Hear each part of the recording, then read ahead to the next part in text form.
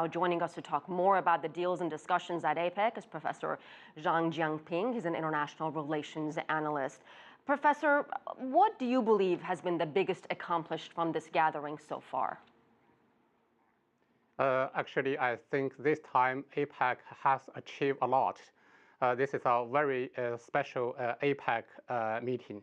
Also, I think that APEC now has already been on a new stage because we have our roadmap for Asia-Pacific area, for our Asia free trade area of Asia-Pacific in this region.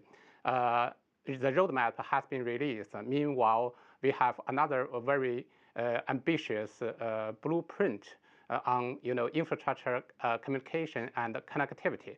I think those two ambitious goals will be the common dream of all economies in the region.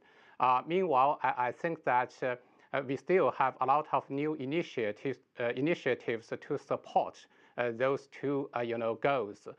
For example, global value chain will be encouraged in the region by all economy.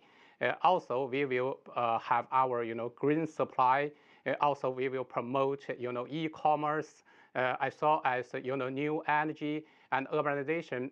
So a lot of new initiative has been provided and also approved and accepted by all economies in the region.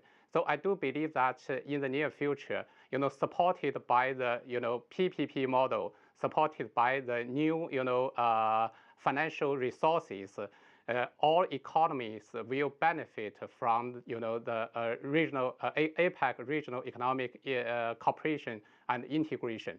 Well, clearly, it's not just economic issues on the table. There's also environmental issues, cyber espionage, military cooperation. Do you believe these two leaders, President Barack Obama and President Xi Jinping, can narrow the differences on those issues? Of course. Personally, I think there are a lot of hot topics need to be discussed by President Obama and President Xi. You know that not only economic growth issues driving by innovation, except those FTA, AP, as well as financial support to infrastructure. Also, this APEC has so a lot of other issues such as environmental protection, cybersecurity, and e-commerce, as well as maritime cooperation. Yeah, I do believe that this time this is a very good chance provided by APEC for two countries' leaders, and they may have deeply discussed on those issues. Professor, why is President Obama's greater focus on Asia viewed with so much suspicion in China? I think that today this is a process. There is a process of globalization and regional economic integration. Not only China, but also the U.S. I think both two countries becomes more and more appreciation on Asia-Pacific economic cooperation. Especially that today China is still in progress of development. That means also China's economic internationalization has been accelerated rapidly. In that process, we realize that we have to be opened. We have to reform our administrative system. We have to make market to play decisive role. In order to achieve this point, we think that we need to cooperate with all economies in Asia-Pacific region, because in the past we have already established a very close economic relationship.